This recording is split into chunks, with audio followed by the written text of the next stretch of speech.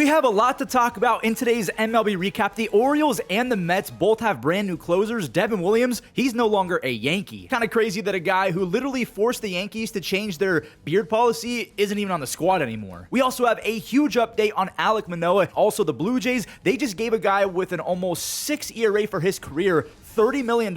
We got to break that down. If you're new here, my name's Fuzzy. We recap the game of baseball almost every single day with the best news and updates, so stick around, leave a like, and hit that subscribe button. And also, don't forget that recap is brought to you by SeatGeek and Underdog Fantasy. Use code Fuzzy.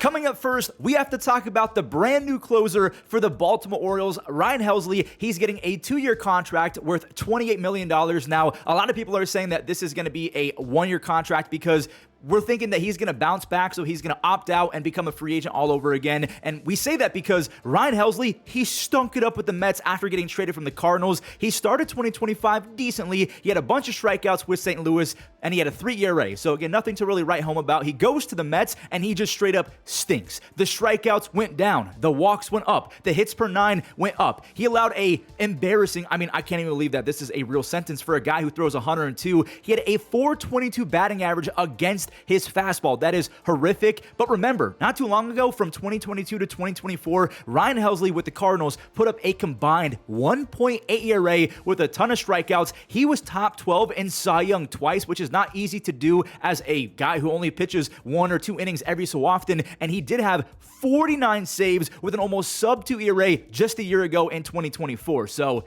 there's a lot to like about Ryan Helsley. And remember, the Orioles have already lost Felix Bautista. This is the second time that they lost him. He already missed all of 2024. He's basically going to miss all of 2026 with that shoulder injury. So again, they had to pivot, and Ryan Helsley is not a bad option because he's definitely a bounce back candidate. So obviously, Ryan Helsley is leaving the Mets to join the Orioles. The Mets did not waste any time with essentially replacing him in the bullpen. They picked up the all-time nasty Devin Williams, and they just gave him a bunch of money. After putting up a near 5 ERA in 2025, the Mets are giving Devin Williams a 3-year contract worth $51 million.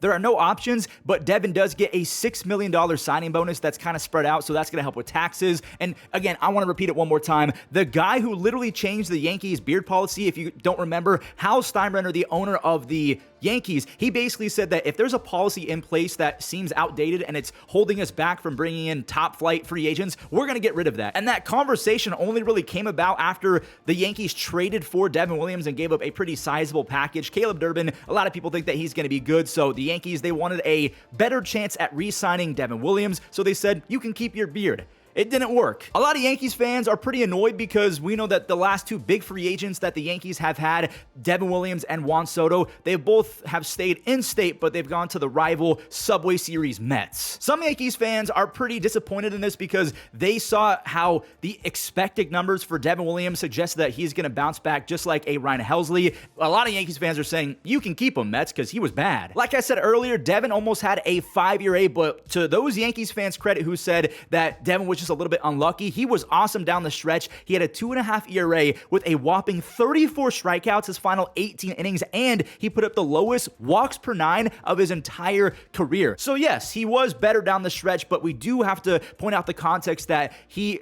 had regression when it comes to his best pitch. The whiffs went down on his changeup, and he also allowed more slugging, so doubles, triples, home runs. He still, though, had a sub-200 batting average against the changeup, so it was still technically good. The fastball also had a really low batting average as well, so because of his past, he had one of the best primes ever, a 1.7 ERA from 2020 to 2024 with a crazy 14.6 strikeouts per 9. That is 361 strikeouts in 222 innings. A lot of Yankees fans are annoyed because they're thinking that Devin's going to bounce back, and Mets fans are thinking, yeah, we're going to get the best version of Devin. But then there's some other Yankees fans and Mets fans that are saying he was better down the stretch because the Yankees literally had to kind of babysit him, and he wasn't really put in high leverage situations, and that's why he was better, in air quotes. So what are your thoughts on this move? The Yankees, they lose one of their nastiest pitchers in their bullpen and a guy that literally changed a fundamental piece of history in the franchise's literally ethos, their beard policy. The Mets, they're essentially choosing Devin Williams over Edwin Diaz, I think, right? Like, there's no way they have 2 top flight, really expensive relievers in the back end of the bullpen. Unless that's their plan. Edwin Diaz might actually be a Dodger.